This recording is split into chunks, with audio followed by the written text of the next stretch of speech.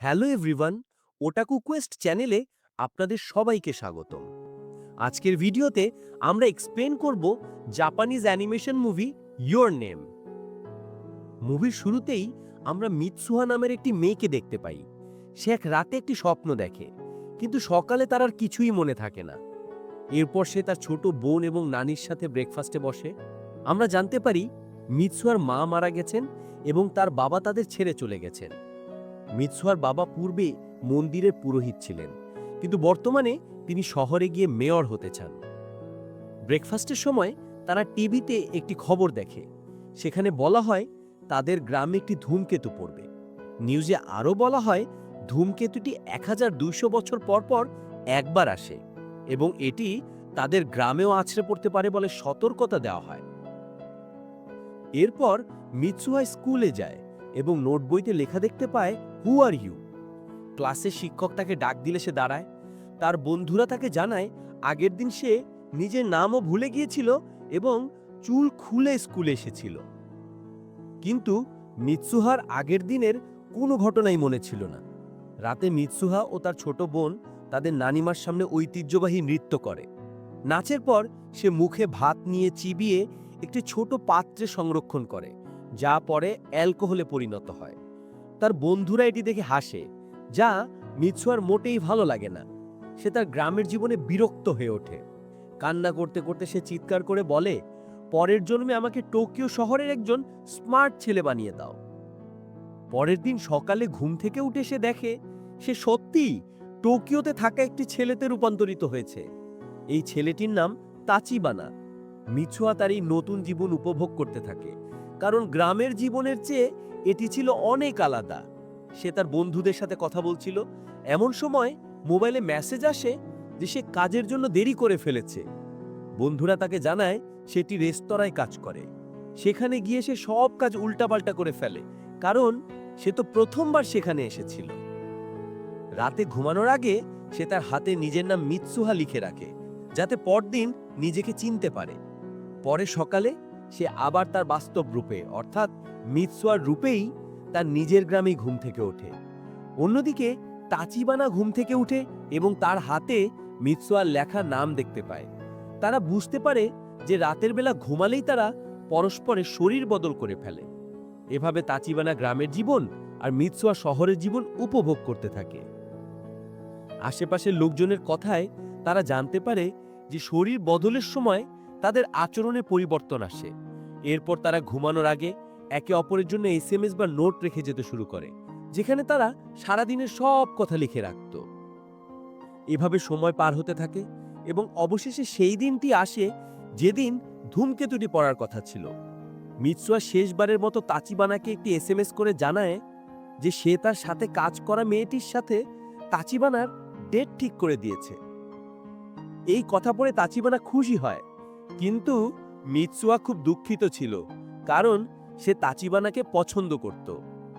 তাচিবানা মেয়েটির সাথে দেখা করতে যায়, কিন্তু মেয়েটি বলে তার মনে হচ্ছে তাচিবানা যেন অন্য কোথাও আছে এবং তাকে অন্য রকম লাগছে। ডেট শেষে তাচিবানা বাসায় এসে মিৎসুয়ার একটি নোট পড়ে, যেখানে লেখা ছিল আজ রাতে আকাশে ধূমকেতু দেখা যাবে। তাচিবানা আকাশে ধূমকেতু দেখতে পায় না এবং মিৎসুয়াকে কল করে, কিন্তু নাম্বারটি নট রিচেবল দেখায়। অন্যদিকে মিৎসুয়া আকাশে ধূমকেতুটি দেখতে পায়।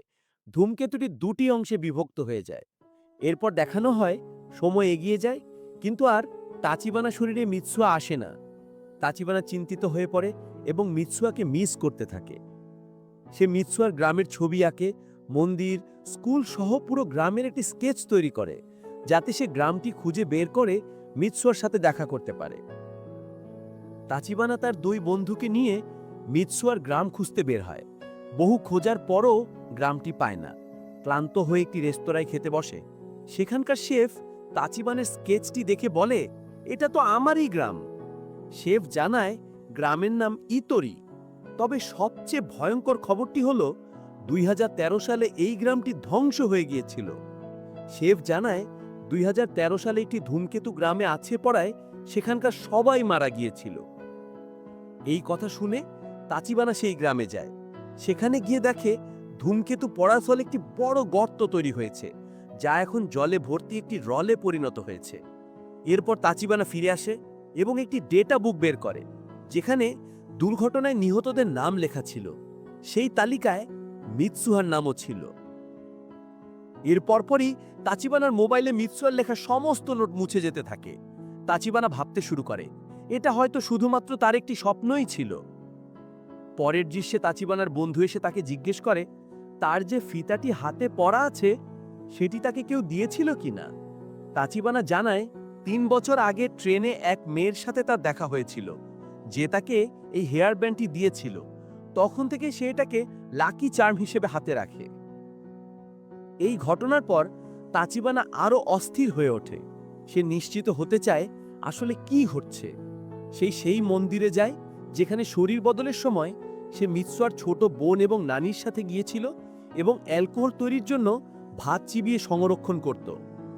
তাচিবানা সেই মন্দিরটি খুঁজে পায় এবং বুঝতে পারে তার সমস্ত অভিজ্ঞতা সত্যি ছিল।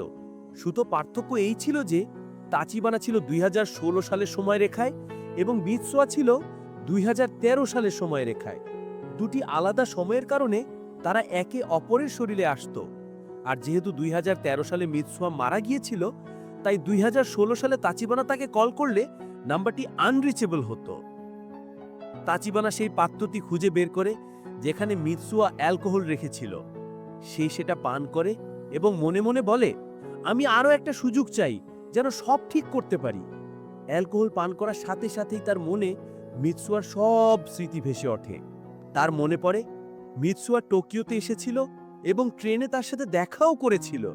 কিন্তু সেই সময়টি ছিল ২০১৩ সাল, যখন তাচিবানা মিৎসুয়াকে চিনত না। মিৎসুয়া তখন তাচিবানাকে তার সেই হেয়ার ব্যান্ডটি উপহার দিয়েছিল। স্মৃতিগুলো দেখার পর তাচিবানা চোখ খুলে দেখে সে আবার মিৎসুয়ার বাড়িতে, অর্থাৎ মিৎসুয়ার শরীরে আবার ফিরে এসেছে। সে মিৎসুয়ার নানিকে বলে আজ ধূমকেতু পড়বে এবং সবাইকে বাঁচাতে হবে। তার নানি বুঝতে পারেন যে মিৎসুয়ার শরীরে অন্য কেউ এসেছে এবং বলেন তাদের পরিবারে আগেও এমন স্বপ্ন আসতো। তাচিবানা বুঝতে পারে নানিকে এসব বুঝিয়ে লাভ হবে না। তাচিবানা তখন মিৎসুয়ার গ্রাম যেখানে ছিল সেই পাহাড়ের দিকে দৌড়ায়। অপরদিকে মিৎসুয়া তাচিবানার শরীরে এসে ধ্বংসপ্রাপ্ত গ্রামটি, অর্থাৎ এখনকার হ্রদটি দেখতে পায়। সে বুঝতে পারে সত্যিই ধূমকেতু তাদের গ্রামকে ধ্বংস করেছে। তখনই সে তাচিবানা কণ্ঠস্বর শুনতে পায়। তাচিবানা ২০১৩ সালের সময়রেখায় আর মিৎসুয়া ২০১৬ সালের সময়রেখায় থাকায় তারা একে অপরকে দেখতে পাচ্ছিল না। ঠিক সেই সময় সূর্য ডুবতে শুরু করে এবং সন্ধ্যা নামে। জাপানি বিশ্বাস অনুযায়ী সন্ধ্যা এমন একটা সময় যে সময় আমরা এমন জিনিস দেখতে পাই যা অন্য সময় সম্ভব নয়। যখন সন্ধ্যা হয় তারা দুজন প্রথমবারের মতো একে অপরের সামনে আসে। তাচিবানা মিৎসুয়াকে তার হেয়ার বানটি ফেরত দিয়ে বলে, যখন তুমি আমাকে এটি দিয়েছিলে তখন আমি তোমাকে চিনতাম না, কিন্তু এখন আমি তোমাকে চিনি। তারা দুজন একসাথে ধূমকেতুটিকে দুটি অংশে বিভক্ত হতে দেখে। তারা ঠিক করে যেন তারা পরস্পরের নাম ভুলে না যায়, তাই হাতে তা লিখে দেবে। তাচিবানা মিৎসুয়ার হাতে তার নাম লিখে দেয়। এরপর যখনই মিৎসুয়া তাচিবানার হাতে নাম লিখতে যাবে, ঠিক সেই সময় সূর্য পুরোপুরি ডুবে যায় এবং সে গায়েব হয়ে যায়। তাচিবানা মিৎসুয়ার নাম ভুলে যাওয়ার ভয়ে দ্রুত তার হাতে মিৎসুয়ার নাম লিখতে চায়, কিন্তু শুরু করার আগেই সেই নামটি ভুলে যায়। এদিকে মিৎসুয়া তার হাতে তাকির লেখা দেখে। সেখানে নাম লেখা ছিল না, বরং লেখা ছিল যে আমি তোমাকে ভালোবাসি। এই লেখা দেখে মিৎসুয়া কাঁদতে কাঁদতে তার বাবার কাছে যায়। সে তার বাবাকে জানায় ধূমকেতু দুটি অংশে বিভক্ত হয়ে গেছে এবং গ্রাম ধ্বংস হওয়ার আগে তাদের কিছু একটা করতে হবে। যদিও আগে সে মিৎসুয়াকে বোঝাতে পারেনি, কিন্তু এবার তার চোখে ভয় এবং নিশ্চিত প্রমাণ দেখে বাবা বুঝতে পারেন যে তার মেয়ে ঠিক বলছে। এরপর তারা গ্রামের সব লোককে নিয়ে পাশের একটি স্কুলে চলে যায়। কিছুক্ষণ পরেই ধূমকেতু গ্রামে পড়ে, কিন্তু যেহেতু সবাই স্কুলে চলে এসেছিল তাই গ্রামের সকল মানুষ বেঁচে যায়। এরপর দেখানো হয় তাচিবানা সবকিছু ভুলে গেছে এবং সে টোকিওতে ফিরে এসেছে। সময় পার হতে থাকে, কিন্তু তাকে সবসময় নিজেকে অসম্পূর্ণ মনে হতো। অন্যদিকে মিৎসুয়া ও তার পরিবারের সাথে টোকিওতে চলে এসেছিল এবং তারও একই রকম অনুভূতি হতো। একদিন তাচিবানা এবং মিৎসুয়া দুজনই আলাদা আলাদা ট্রেনে সফর করছিলেন। যখন তাদের ট্রেন একে অপরের ট্রেনের সামনে দিয়ে ক্রস করে, তারা দুজন একে অপরকে দেখতে পায়। তাদের দুজনেরই মনে হয় এই সেই মানুষ যাকে তারা এতদিন ধরে খুঁজছে। তারা সেই স্টেশনে নামে এবং পাগলের মতো একে অপরকে খুঁজতে থাকে। খুঁজতে খুঁজতে একসময় তারা সামনাসামনি হয়। প্রথমে তারা দুজনকেই ক্রস করে চলে যেতে থাকে, কিন্তু তাচিবানা আর সহ্য না করে তাচিবানাকে বলে, আমরা কি আগে থেকেই নিজেদেরকে চিনি? মিৎসুয়া চোখ ভরা জল নিয়ে উত্তর দেয়, হ্যাঁ, হতে পারে। এরপর তারা দুজন একে অপরের দিকে তাকিয়ে জিজ্ঞেস করে, হোয়াটস ইউর নেম? আর এরই মাধ্যমে মুভিটি শেষ হয়ে যায়। আশা করি এই এক্সপ্লেনেশনটি আপনাদের ভালো লেগেছে। যদি ভালো লেগে থাকে অবশ্যই সাবস্ক্রাইব করবেন।